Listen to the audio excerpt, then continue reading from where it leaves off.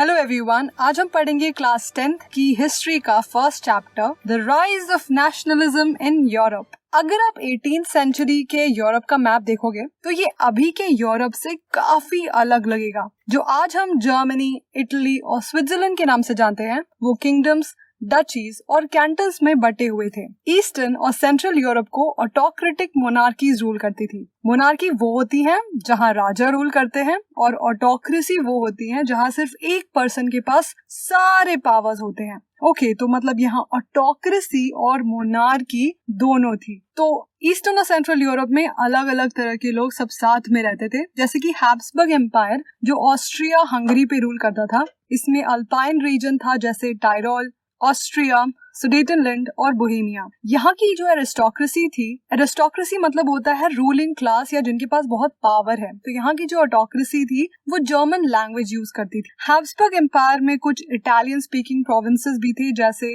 Venetia और Lombardy. Hungary में आधे लोग magyर बोलते थे और बाकी लोग अलग अलग तरह के डायलेक्ट बोलते थे। गलीसिया की जो एरिस्टोक्रेसी थी वो पोलिश बोलती थी।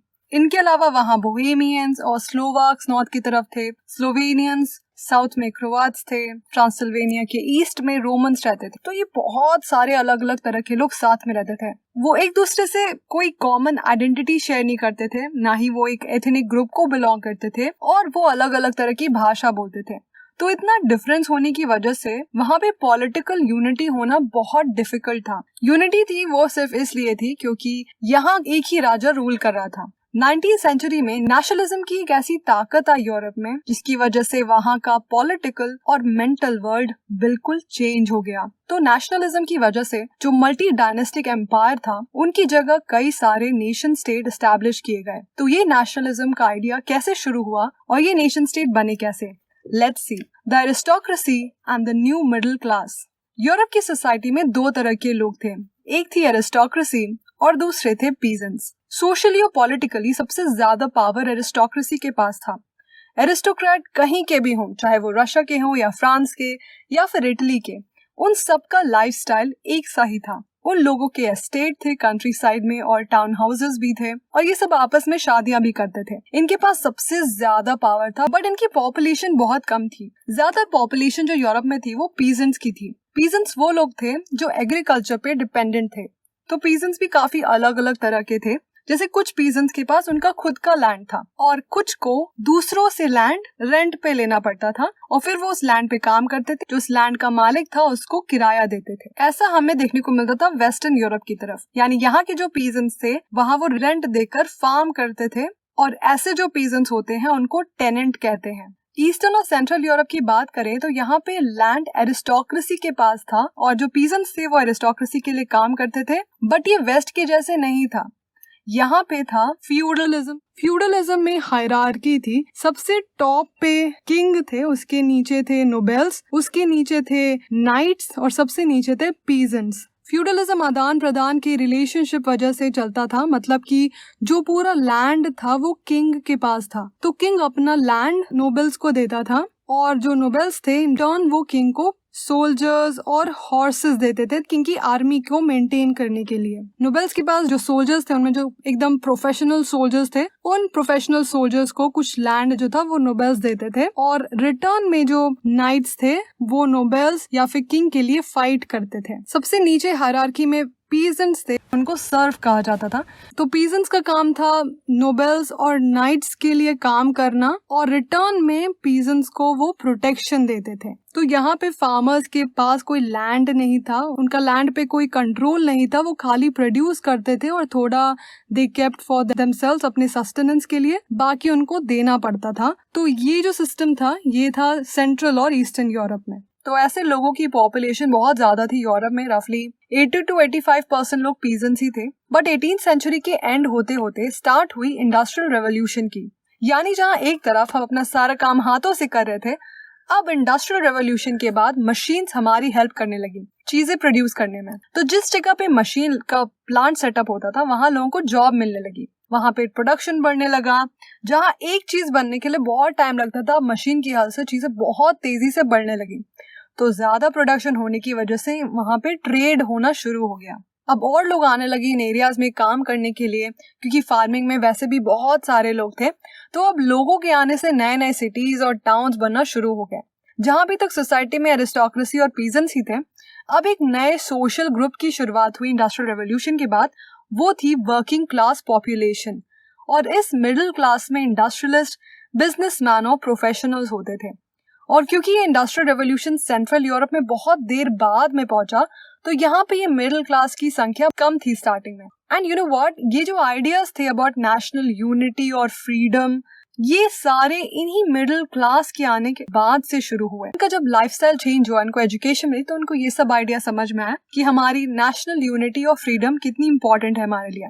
What did liberal nationalism stand for?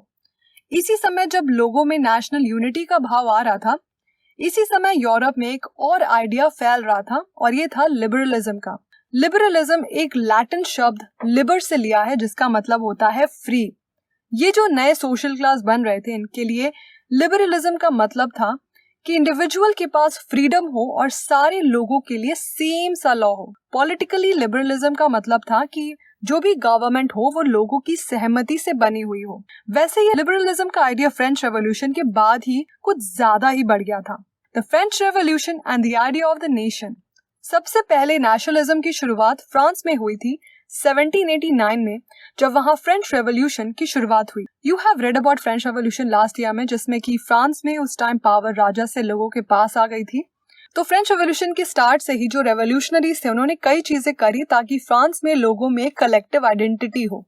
तो ला पात्रिये, द फादरलैंड और ले सिटिज़न यानी द सिटीजन जैसे आइडियाज की शुरुआत हुई। रॉयल स्टैंडर्ड जो वहां का फ्लैग था, उसको हटाकर नया फ्लैग चूज किया गया। एस्टेट्स जनरल, उसका नाम बाद में नेशनल असेंबली कर दिया गया। और एक सेंट्रलाइज्ड एडमिनिस्ट्रेटिव सिस्टम की शुरुआत हुई, जिसके हिसाब से कंट्री में हर जगह सेम लॉ फॉलो किए जाएंगे। कंट्री के अंदर सारी इंटरनल कस्टम ड्यूटी को हटा दिया गया। कस्टम ड्यूटी एक तरह का टैक्स होता है जो गवर्नमेंट लेती है जब कोई भी सामान कंट्री के बाहर से आता है। और इंटरनल कस्टम ड्यूटी होती है वो जब कंट्री के अंदर ही सामान जब आना जाना है और उसमें भी टैक्स देना पड़ता है। तो ये तो प्रॉब्लम है। इंटरनल कस्टम ड्यूटी हटा दी गई थी और एक uniform system of weights and measures adopt किया गया।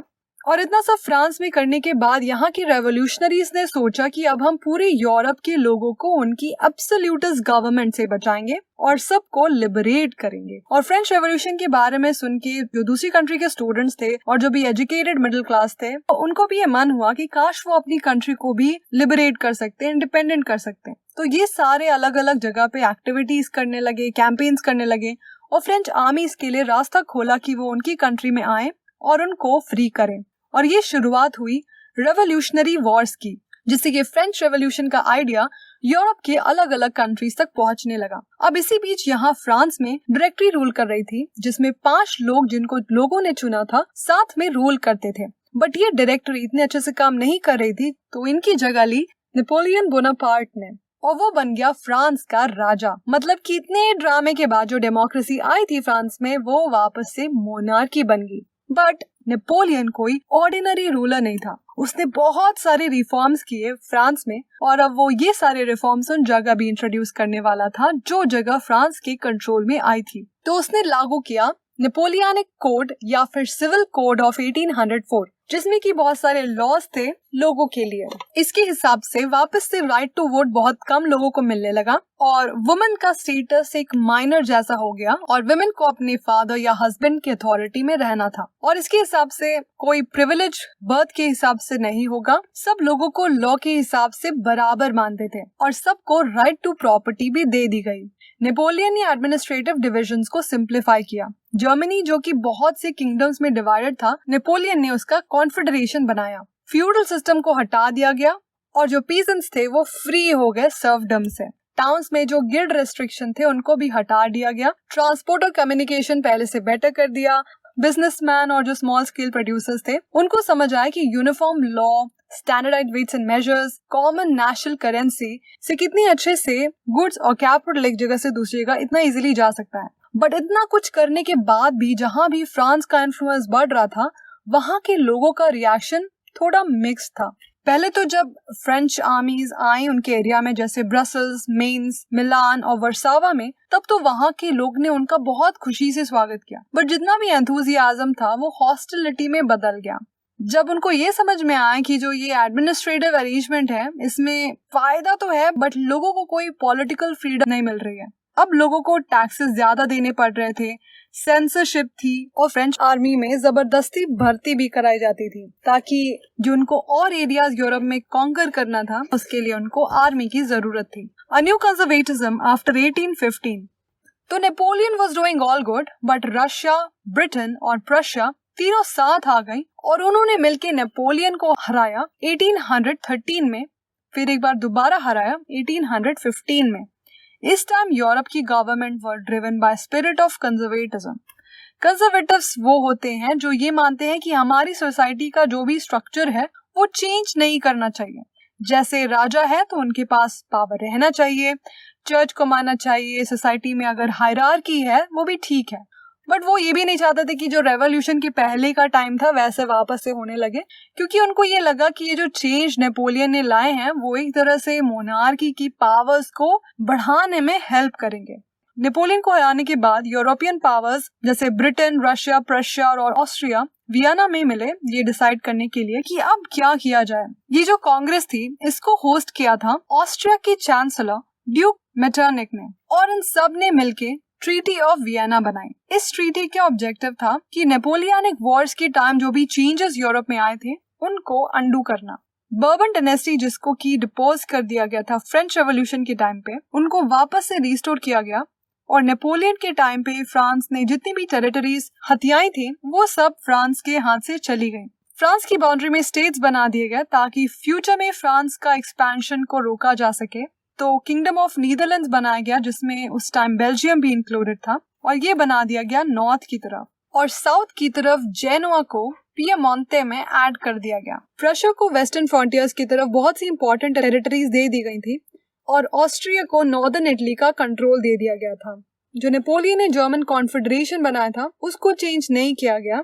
रशिया को पोलैंड का पार्ट दिया गया। ये सब करने का मेन रीजन यही था कि जो राजा को हटाया गया था नेपोलियन के द्वारा उन सबको वापस से पावर में लाया जाए और एक नया कंजर्वेटिव ऑर्डर बनाया जाए। तो जो भी कंजर्वेटिव रिजीम बनाई गई थी 1815 के बाद वो सारी ऑटोक्रेटिक थी, यानी वो अपने अगेंस्ट किसी भी तरह का क्रिटिसिज्म नहीं चाहती थी और ज्यादातर ने सेंसरशिप इम्पोज की हुई थी ताकि वो कंट्रोल कर सके कि न्यूज़पेपर में, बुक्स में, प्लेज में या सॉन्ग्स में क्या बोला जा रहा है और फ्रेंच रेवोल्यूशन जैसा कुछ भी दोबारा नहीं हो। बट जो लोग थे उनके दिमाग में फ्रेंच रेवोल्यूशन का आइडिया और मेमोरी अभी तक गई नहीं थी और ये लिबरल्स को अभी भी इंस्पायर कर रही थी। So that's it for this video. अगले वीडियो में I will complete the whole chapter. Thank you so much for watching. Have a great day. Bye.